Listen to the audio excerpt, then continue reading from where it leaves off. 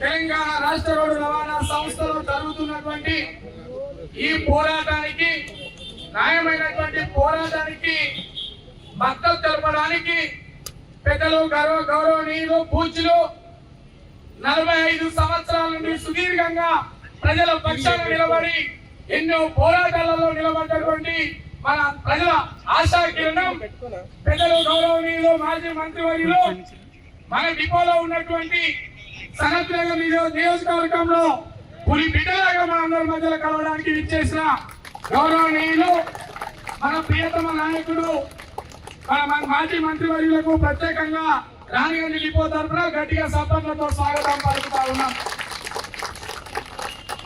మన పెద్దలకు కొన్ని విషయాలు మన పట్ల వివరించదలుచుకున్నాం. మీ అందరి అనుమతితో ఈ కార్యక్రమాన్ని నిర్వహించడానికి పెద్దల పాత్ర పోషిస్తున్నటువంటి మన గుర్రం పవన్ కుమార్ గౌడ్ గారికి కూడా మన అందరి తరఫున వారికి ప్రత్యేక ధన్యవాదాలు తెలియజేస్తా ఉన్నాం.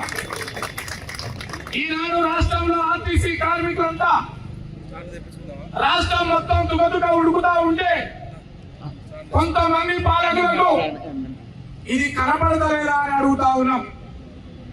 ఇలా రోడ్డు మీద ఉన్నటువంటి చిన్న హోటల్లో ఇలా భోజనం లభించుకొని బోర్డు పెట్టినప్పుడు ఆకలి అవుతున్నటువంటి ఈ బిడ్డలు ఆ హోటల్కి వెళ్ళినప్పుడు ఆ మెనూ చూసుకొని ఏదైతే కావాలో దాన్ని ఆర్డర్ ఇచ్చినప్పుడు టోకెన్ తీసుకున్న తర్వాత ప్లేట్ పెట్టి నీళ్లు పెట్టి కూర వేసి అన్నం పెట్టకపోతే ఎంతసేపు వేడి చేయాలో ఒక్కసారి అర్థం చేసుకోవాల్సిన అవసరం ఉంది ఈ ప్రభుత్వానికి అనేది కూడా మనస్ఫూర్తిగా మనందరూ తరఫున అడుగుతా ఉన్నాం. కాంగ్రెస్ పార్టీ గద్దె ఎక్కక ముందుకు కాంగ్రెస్ పార్టీ ప్రవేశపెట్టినటువంటి మేనిఫెస్టోలో ఏ అంశాలు అయితే ఉన్నాయో ఆ అంశాలను మాత్రమే పరిష్కరించమంటా ఉంది. రాష్ట్రంలో ఆర్టీసీ కార్మికులని కూడా సగర్వంగా తెలియజేస్తా ఉన్నాం. మేము అడగల కోరికలు, మేము కోరగల కోరికలు లేదా ఆర్టీసీ కార్మికుల నుండి ఏ ఒక్క నియోజకవర్గంలో మేము చట్టసభలో నిలబడడానికి మీకు పోటీగా లేము. అయినప్పటికీ మీరే మేనిఫెస్టో ఏర్పాటు చేసి మీరే బస్సులకు, మీరే గోడలకు, మీరే సోషల్ మీడియాకు ఈ ముందున్న కెమెరాలలో పెట్టింది మీరు కదా. అందుకే ఈ రోజు మేము నిలదీస్తా ఉన్నాం. ఇలా ఆర్టీసీ పక్షాన కోరుతా ఉన్నాం. ఇలా ఆర్టీసీ పక్షాన కాంగ్రెస్ పార్టీ పెట్టిన మేనిఫెస్టోని ఇంప్లిమెంట్ చేయమంటా ఉన్నాం. ఒకవేళ మీకు చేత కాకపోతే, ఒకవేళ ఇంప్లిమెంట్ చేసే శక్తి లేకపోతే మేము పెట్టిన మేనిఫెస్టో కరెక్ట్ అయింది కాదు, దాన్ని వెనకలు తీసుకుంటాం అనేది మీరు ఈ మీడియా ముందు చెప్పాల్సిన అయ్యా.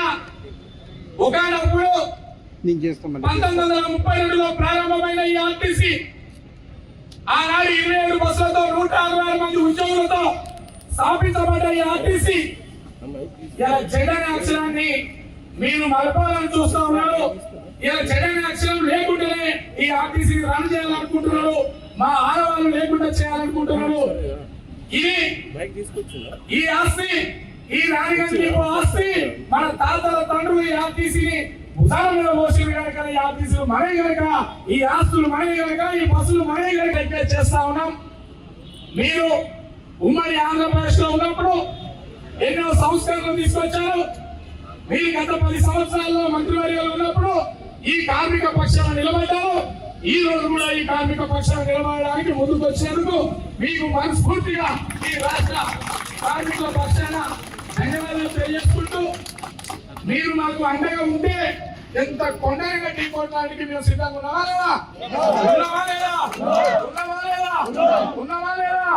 కష్టాన్ని నమ్ముకున్న కార్మికులను కల తీర్చాలని చూస్తే మా గుండెల మీద కాలు మీద పెట్టాలని